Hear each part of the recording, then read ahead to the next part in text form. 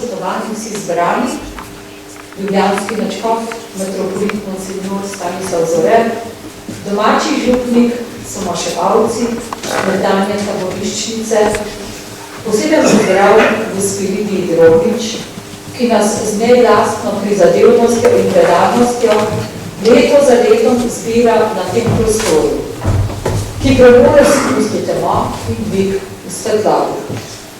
Toplo vas pozdravljam v svojem imenu, v imenu sodelavcev Študijskega centra za narodno spravo in direktorice dr. Andreja Valič-Zver. Pisalo se je leto 1987, ko je prišla v mojo rodno vas Šentlošč, brigada mladincev iz Ljubljane, z namenom, da na svojem pohodu eno noč preživijo v našem kraju. Na čelu brigade je bil zastavonoša, ki je nosil zastavo z rdečo zvezdo. Kot vedno gostoljubni smo jim domačini odstopili prostore kulturnega doma, kjer naj bi prenočili. Tista noč nam je vaščanom ostala v skrajno neprijetnem spominu. Na našo gostoljubnost so prišljiki odgovorili z več kot neprimernimi dejanji. Po noči so zvonili s cerkvenimi zvonovi. Z bližnjega hriba so po travniku valili velike skale. V kulturnem domu so ukradli denar, ki smo ga v svoji naivnosti vedno puščali na nezaščitenem mestu. Zjutraj pa smo začudeno strmeli v svetnike vaških kapelic, ki so nam kazali hrbte, saj so jih nočni obiskovalci obrnili na robe, stran od ljudi. Skratka, naše nezadovoljstvo in jeza sta bila očitna in upravičena. Tu sva brigadirjem, stricem, ki je bil takrat predsednik kulturnega društva, naslednji dan jasno povedala. V svoji vnevi sem jim jaz povedala tudi, da v našo vas, ki je toliko pretrpela med vojno in po njej, nimajo več vstopa, sploh pa ne zastavo, na kateri se bo hotla rdeča zvezda. Epilog. Kaj se je zgodilo s brigadirji in njihovimi voditelji ne ve. Čez nekaj dni pa so mene na domu obiskali miličniki, od mene zahtevali podroben opis dogajanja in razlago, zakaj sem govorila o zastavi zvezdo, ki da v Šentjoštu ni zaželena. Pričakovala sem ukrepanje. Hvala Bogu, pa je zadevo prehitela demokratizacija in je postopek zamrl. Če bi se to dogajalo pred 70 leti, torej leta 1949, bi bila gotovo tukaj blizu, kjer smo danes, ena izmed taboriščnic v Federelu, obtožena kaljenja javnega reda in miru. Zakaj? Ker sem si upala zdravo in normalno misliti, ker sem povedala tisto, kar sem čutila in kar se mi je zdelo prav, ker sem si sploh upala misliti in govoriti. Seveda bi bila obtožena jaz in ne tisti, ki so v resnici delali nered in nemir. Pravica je bila namreč takrat postavljena na glavo, stran od ljudi, tako kot svetniki v naših kapelicah. Prostrani kočevski gozdovi in travniki so v poletnih mesecih pred 70 leti srkali strah, bolečina, obup in trpljenje zapornic, ki so bile iz vseh koncev Slovenije, načrtno in nasilno prepeljane in nameščene v razpadajoče kmečke hiše in gospodarska poslopja, zapuščene in razpadle vasi Federelu. Brez organizacijskih in gradbenih predpriprav je bila ta vasica, iz katere so bili med vojno in po njej pregnani kočevski Nemci, določena za taborišče, ki so jim morale žičnato ograjo in stražne stolpe postaviti zapornice same. Z oboroženimi miličniki, psi ter pazniki in paznicami je imel lager tipično podobo koncentracijskega taborišča. Čeprav iz tistih časov nimamo ohranjenih fotografij, pa so pripovedi in spomini pričeval tako jasni, da se pred nami živo naslikajo podobe nemih in izmučenih obrazov deklet in žena, ki pripovedujejo zgodbo o trpkem suženstvu povojnih let. Stare od 16 do 80 let, študentke, profesorice, redovnice, pravnice, učiteljice, kmetice, ob aretaciji oblečene v lahna poletna oblačila v preprostih čevljih, nekatere celo v copatih, aretirane na ulici, doma, v službi, trgovini, odvedene v preiskovalni zapor, od tam po noči natrpane v živinske vagone in odpeljane v kočevske gozdove ter vržene v zapuščeno vas. Kot da bi se odrska predstava sredi razloživega življenja nenadoma ustavila in bi se v naslednjih dejanjih prikazale slike, iztrgane iz konteksta normalnosti. Prizori so pretresljivi. Dali smo se v hleb. Na tleh je bilo vlažno, brez vsake odeje. Ker sem bila noseča, so me pa dali ven. Januarja 1950 sem pa rodila sina. Naša desetina je bila poslana na teren, kjer je na višini stala cerkev. Prišli smo k cerkvi, tam je bilo ostrešje že podrto in smo mogli trame in deske ostrešja vleči na ramah 1 kilometer v dolino k tovornjaku. Ko smo vse trame in deske zvlekle na kup, smo se ozrli nazaj in je bila vsa cerkev v plamenih. Umivale se nismo nič. Bile smo odrezane od sveta in domačih. Vsako pisanje domov je bilo prepovedano. Delo je bilo težko. Gradnja gozdnih cest s krampi in težkimi kladili.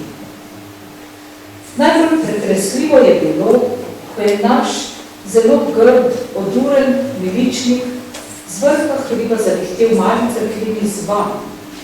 In ko se je ta trkljal po hribu navzdol, je vsakokrat zadolil jokajoči zven bronastega zvona.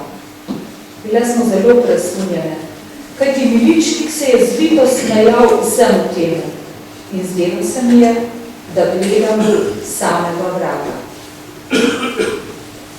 In zares, na tem kraju je bil pekel, prostor, kjer je vladal hudič, vsej svoji nebrzdanosti, izprijenosti, z bičem in ostro besedo.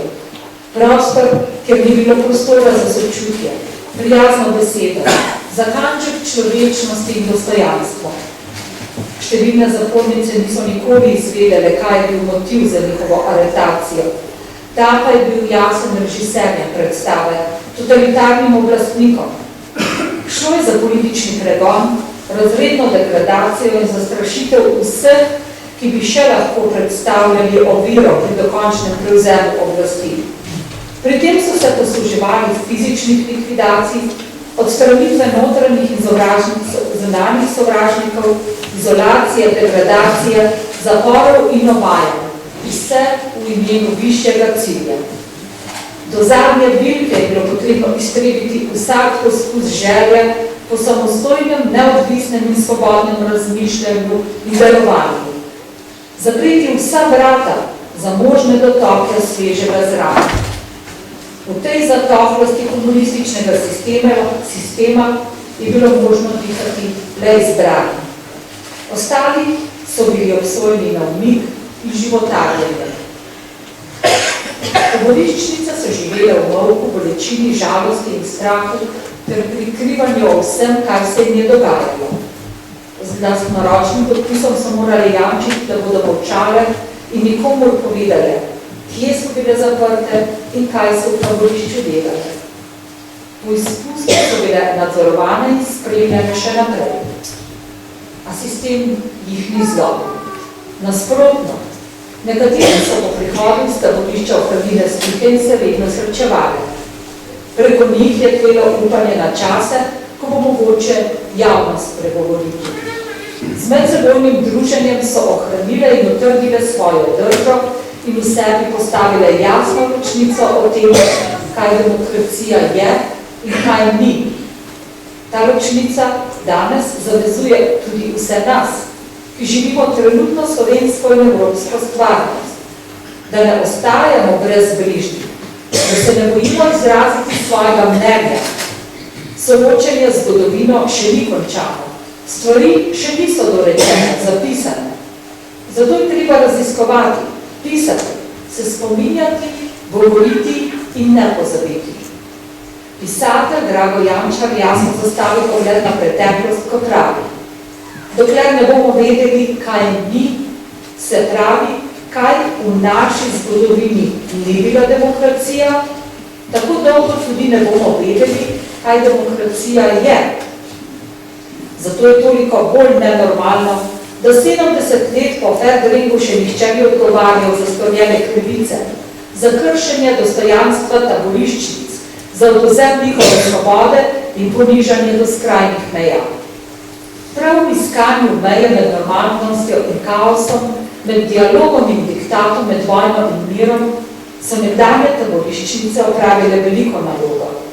Njihov pogum, trdna volja, jasna beseda, vera in predvsem veliko veselje do življenja so dokaz, da komunizem ni uspel zatreti duha svobode. Če tudi je do skrajnosti trpinčil ali celo umoril telo, mu ni uspelo umoriti duha. Zares je bilo potrebno več desetletij, da je resnica prišla na dan, da so si žrtve upale spregovoriti, a od takrat toga ni več mogoče obrniti. Žrtve so se postavile zase, se ne upikajo, ampak govorijo. Zato hvala vsem, ki govorite. Vsem, preko 400 vas je, ki ste zaupali svojo zgodbo študijskemu centru za narodno spravo. Hvala tistim, ki ohranjate spomine preko daje pričevalci, preko moje zgodbe, zakladnice spominov, ki ste se obrnili na komisijo za popravo krivic, komisijo za prikrita vojna grobišča, ki pišete uredijo zaveza, ki boleče spomine, ne nazadnje, pripovedujete svojim otrokom, vnukom, prijateljem. Vztrajajte še naprej, s tem širite polje svobode. Skupaj z vami govori tudi veliki slovenski mislec, profesor Justin Stanovnik, ki pravi, da imamo ljudje pravico do osnovnega dostojanstva, ki vključuje tudi pravico do zgodovine. Saj nam prav zgodovinski spomin zagotavlja svobodo in prostost, ki sta del človeškosti. V duhu tega torej nimamo pravice pozabiti, kaj se je dogajalo na mestu, kjer smo danes zbrani, kjer se je sistem spozabil nad ženo, materjo, dekletom. Samostojna in suverena država Slovenija mora biti pravni in družbeni garant vsem ženam, da se to ne bo nikoli več zgodilo.